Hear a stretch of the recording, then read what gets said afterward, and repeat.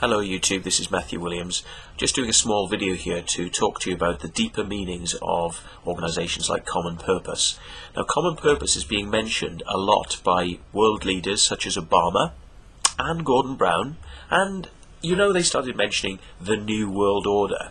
Well, one of the hidden things they're often mentioning about, there's lots of hidden speech and lots of hidden things that they put into their sort of presentations.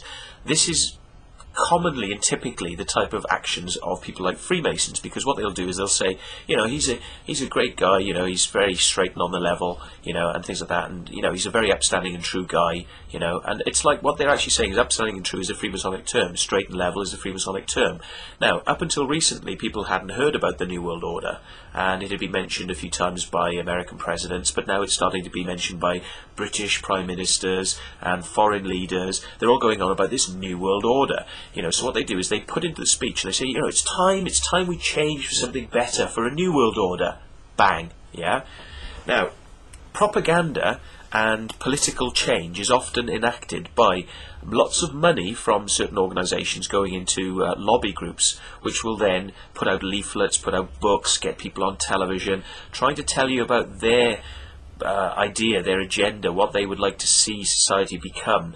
And of course, these things can be quite effective. If you think about one very effective propaganda campaign, which wasn't for the good of the people and wasn't for the good of the environment or the planet, it was just for good for the money masters that were actually putting these agendas out there, is the abolition of alcohol, which became known as Prohibition. Now, basically, why Prohibition came about in the United States? Why did they ban alcohol? Well, on the one hand, now I'm going to try and not use NLP techniques here, okay? So on the one hand, you've got these guys who've got alcohol, and they run cars on alcohol, and that's what the original cars run on. They run on alcohol. And then you've got some guys over here who've got this crap stuff called oil that they can't sell to anybody because it's dirty shit and it doesn't run through your car so well. So you've got two camps here, yeah? And then these camps are basically at war with each other. You've got the alcohol, which can be running cars, is cheap and is clean and keeps your engine running nicely and has more power. And then on the other side, you've got these other guys who've got oil. They want to sell it to you. So what do? The oil masters decide to destroy the alcohol market. So they give millions of dollars to the Christian campaigners saying, alcohol is against God. It's against God. We must stop alcohol. And eventually they ban alcohol. So, why are they so worried about alcohol? Well, guess what? You can make alcohol from plants. You can make it from crops. So, America could be fully independent and not requiring an outside influence, and could make its own fuel for cars, which of course would be cheaper for people, better for the cars, better for the environment. And your cars would be more powerful because of it, because alcohol burns with more power. So, they had to get rid of this. So they used a campaign, a pushing campaign to actually make people think that something was wrong, yes, and get rid of it, so that the other people could benefit. And that's why we've got the oil system we've got today. Now, some countries are actually going back to using alcohol because it's better for your cars, plus you can grow it in your own country, so we're not dependent on Arab states that actually, are going to end up using this money to maybe send missiles back against us, so we're told, yeah, and weapons of mass destruction, all that bollocks, yeah, propaganda, yeah. Well, basically, Common Purpose seems to be an organisation which is operating to change public opinion, right? Now, they don't actually come out and say, we're there to be a political party and we're there to be a party of, change, or simply that we're doing training. We do training for organisations and bodies and government bodies, the police, and we'll do training for anybody who wants it. And we'll train you how to think differently, right? So basically what they're saying is, by closet means, they're actually trying to get people to think differently, i.e. this is the world and the way it is at the moment, and this is how we say it could be, yes? So this is about change. This is about changing people's minds. This is about taking people from where they are now and where they're comfortable now to new changed environments. Now, what are the changes which are on the cards for us at the moment, which are hotly being pushed by governments? EU. We must all join together, and they're going to join America together into the North American Union. They're going to get rid of the dollar, they're going to push the Amero, and they're going to basically organise the world into a set of about four contingents of 4 contingents. I'm going to have to blow my nose. So anyway, they're trying to organise the world into separate contingents, and of course this means a lot of change and upheaval for the people involved, and it'll mean a loss of your rights, it'll mean a loss to legal process, it'll reduce our ability to stand on our own without the banks, and the banks are going nuts at the moment, but we're being told that we must just accept these changes and get on.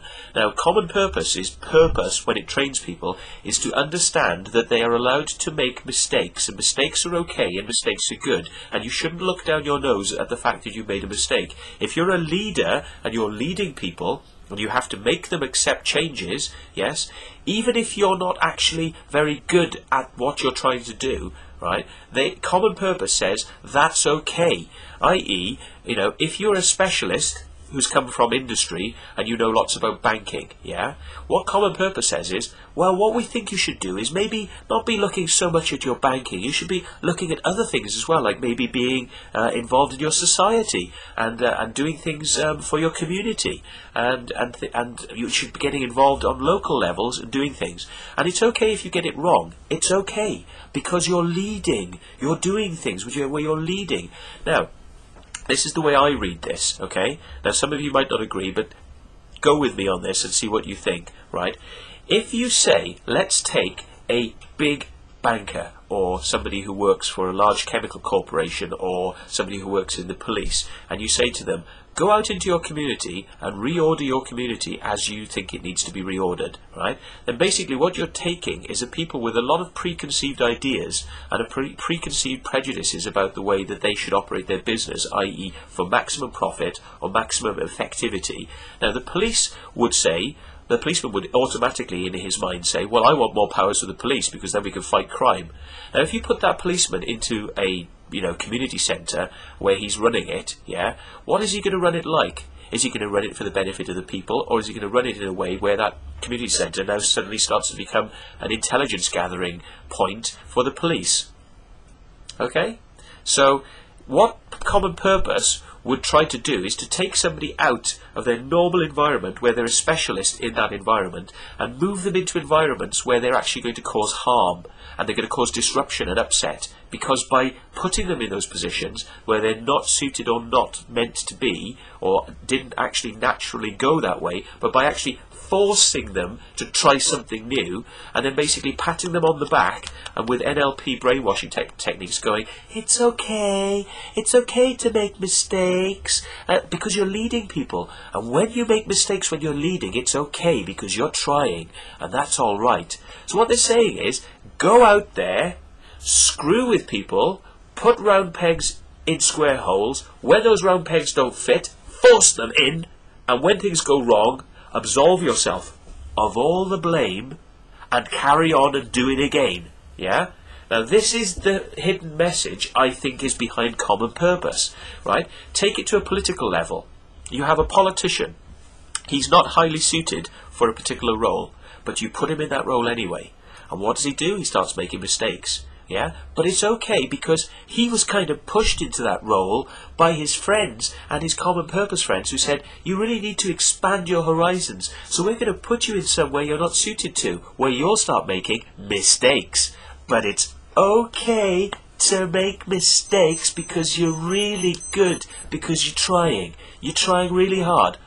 I think these people are actually sinister because on the one hand, their message is, try new things, which as a truism isn't bad. But the upshot and the effect of forcing round pegs in square holes and putting people in positions where they're not actually ideally suited for the jobs means that there are going to be more mistakes than before. You're going to have people having to learn from the ground up and make the mistakes on the way, as opposed to being trained properly in those positions to do them right before switching roles to something completely new. Yeah? So that's why I think common purpose is really bad and really sinister. It's a propaganda arm of somebody that wants chaos in our society, wants our society disrupted, and using brainwashing techniques to make people the agents of change, which is in fact upheaval and destruction in many cases, is not a good thing. So that's my take on why common purpose is there.